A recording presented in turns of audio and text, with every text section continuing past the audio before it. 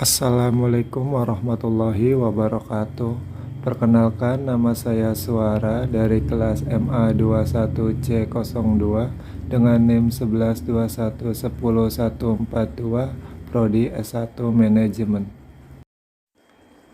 Di sini saya akan menjelaskan sedikit tentang ilmu pengantar manajemen. Diawali dari pengertian manajemen.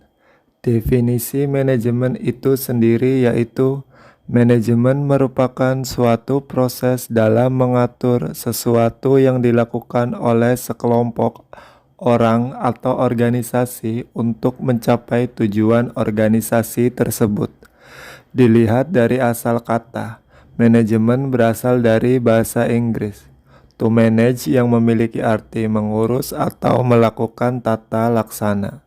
Sehingga manajemen membantu seseorang untuk mampu mengatur, membimbing, maupun memimpin suatu kelompok atau bawahan untuk mencapai suatu tujuan atau target bersama-sama. Kemudian, pengertian manajemen menurut para ahli. Yang pertama, George R. Terry.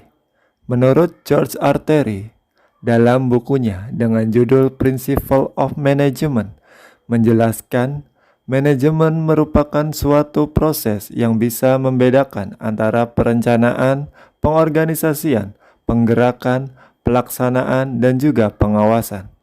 Yang kedua, menurut Mary Parker Follett, manajemen adalah seni dalam menyelesaikan suatu pekerjaan yang dikerjakan melalui orang lain, sehingga seseorang yang menerapkan ilmu manajemen akan mengatur orang lain untuk melakukan pekerjaan tertentu. Yang ketiga, Thomas Nielsen. Menurut Nielsen, manajemen diartikan sebagai ilmu dan seni yang dipadukan oleh ide-ide, fasilitas, proses, bahan, dan juga orang-orang untuk bisa menghasilkan barang maupun jasa yang bermanfaat. Yang keempat, menurut James S. Turner, manajemen adalah proses perencanaan, pengorganisasian, kepemimpinan, dan pengawasan dari seorang anggota perusahaan atau organisasi dengan menggunakan sumber daya yang dimiliki untuk mencapai suatu tujuan. Selanjutnya, fungsi pengantar manajemen. Ada beberapa fungsi dari pengantar manajemen. Di antaranya, 1. Fungsi perencanaan.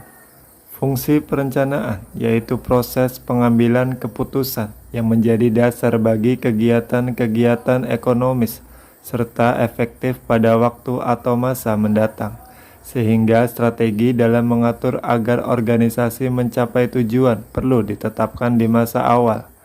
Yang kedua, fungsi pengorganisasian. Fungsi pengorganisasian adalah proses dalam menciptakan hubungan-hubungan antara fungsi personalisasi kepada faktor fisik agar aktivitas atau suatu kegiatan dapat dilaksanakan, disatukan, dan juga diarahkan untuk mencapai tujuan bersama. Sehingga fungsi ini menjelaskan bahwa manajemen dapat membantu menghubungkan berbagai hal dan aspek, sekaligus menghubungkan antara sumber daya satu dengan lainnya di suatu organisasi agar bisa digunakan untuk mencapai suatu tujuan yang sudah ditetapkan di awal. Yang ketiga, fungsi pengarahan. Fungsi ketiga adalah sebagai pengarahan, yaitu berfungsi dalam menstimulir tindakan-tindakan agar benar-benar bisa dilaksanakan. Lewat fungsi ini, manajemen bisa membantu mengarahkan suatu tindakan dari sekelompok orang atau tim di dalam suatu organisasi atau perusahaan, supaya bisa melaksanakan hal-hal yang sudah direncanakan untuk mencapai suatu tujuan. Yang keempat, fungsi pengkoordinasian. Berfungsi sebagai media untuk mengkoordinasikan semua aktivitas karyawan di suatu organisasi atau perusahaan, sehingga aktivitas yang dilakukan masing-masing karyawan bisa saling mendukung, selaras, dan berada di jalur yang sama untuk mencapai tujuan yang sama juga. Tanpa adanya koordinasi, maka setiap karyawan akan bertindak sendiri-sendiri, sehingga tujuan perusahaan menjadi sulit untuk dicapai. Fungsi yang terakhir, yaitu fungsi pengawasan. Fungsi terakhir dari manajemen atau pengantar manajemen adalah sebagai pengawasan. Manajemen juga memiliki fungsi untuk mengawasi jalannya kegiatan di suatu organisasi yang dilakukan oleh tim karyawan di dalamnya. Pengawasan ini penting untuk mengetahui kinerja masing-masing karyawan, apakah sudah baik atau belum. Selain itu, untuk memastikan setiap karyawan masih dalam kondisi di satu jalur yang sama, di mana terdapat kesamaan visi dan misi, semua tindakan atau aktivitas yang dilakukan mengarah pada pencapaian tujuan bersama. Semua saling membahu dan mempercepat pencapaian tujuan tersebut. Lewat manajemen yang baik, maka semua fungsi yang disebutkan di atas akan berjalan dengan baik pula, sehingga membantu memaksimalkan ilmu dan seni manajemen itu sendiri dalam menopang perjalanan suatu organisasi atau perusahaan agar bisa bertahan dan juga bisa terus berkembang.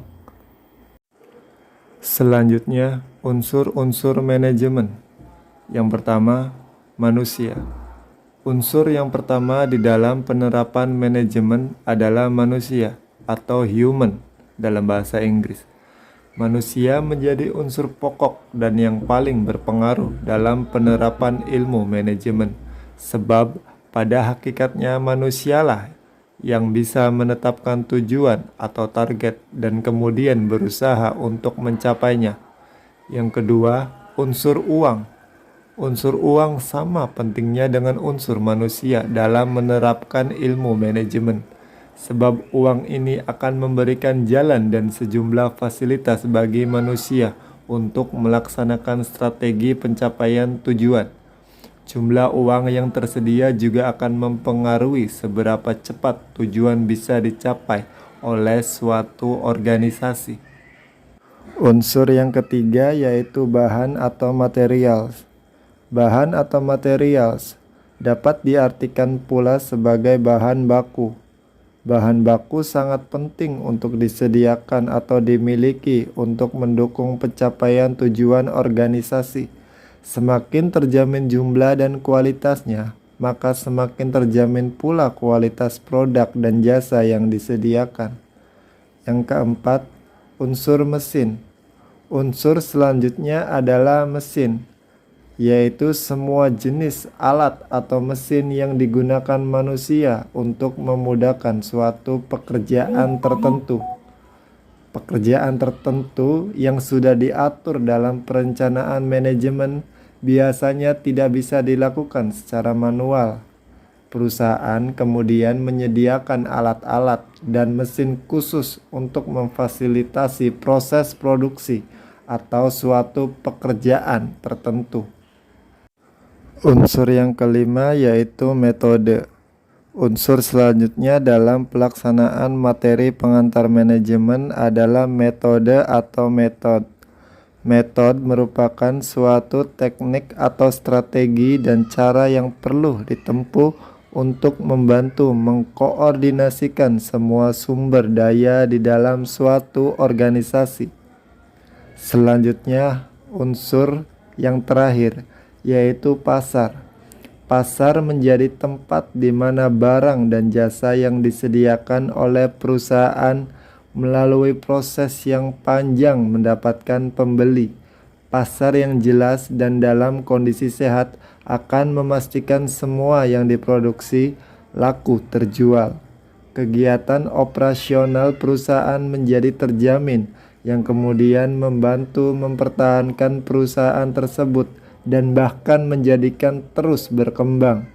Oleh sebab itu, pasar menjadi unsur penting sebagai sarana dan bagian krusial dalam mencapai tujuan manajemen. Selanjutnya, tujuan dari manajemen. Tujuan dari manajemen yaitu bisa menentukan suatu strategi yang efektif serta efisien untuk mencapai tujuan yang telah ditentukan. Melakukan sebuah evaluasi kerja dan mengkaji ulang akan situasi yang terjadi yang bertujuan untuk melakukan penyesuaian strategi jika terjadi hal-hal yang di luar strategi. Mengatur dan menjaga kesehatan, keuangan, dan semua sektor pada suatu perusahaan supaya perusahaan tersebut bisa mencapai profit yang maksimal. Mengevaluasi dan meninjau kembali suatu kekuatan, kelemahan, peluang maupun ancaman yang ada dan sebagainya. Dan penjelasan terakhir mengenai konsep dasar pengantar manajemen. Ada beberapa konsep dasar dari pengantar manajemen, yaitu yang pertama, bertujuan untuk meningkatkan produktivitas, sebab dengan menerapkan ilmu manajemen dengan baik dan dipatuhi pengaturannya oleh tim di dalam organisasi, maka masing-masing anggota tim ini akan bisa lebih produktif dan mampu memberikan sumbangsi besar kepada masa depan organisasi tempatnya bernaung. Yang kedua, didasarkan pada aspek kuantitatif dan perilaku manusia. Artinya, di masa mendatang penerapan ilmu manajemen akan sangat dipengaruhi oleh aspek kuantitatif. Aspek kuantitatif ini berhubungan dengan dampak suatu kejadian atau aktivitas yang kemudian diukur dengan nilai mata uang. Yang ketiga, menghadapi berbagai isu, misalnya isu inflasi dan kelangkaan sumber daya manusia, hubungan karyawan dengan manajemen, dan isu lainnya.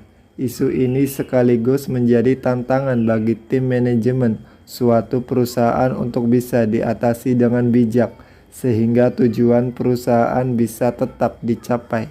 Dan yang terakhir, diprediksi akan menghadapi masalah dari sektor industri, sehingga suatu organisasi atau perusahaan memerlukan sistem yang mendukung untuk mendapatkan informasi sebanyak mungkin, sehingga bisa mengetahui tantangan tersebut sejak awal dan menyusun strategi yang tepat untuk menghadapinya.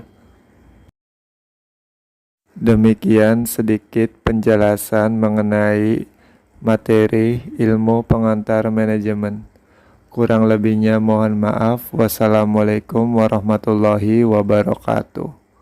Terima kasih.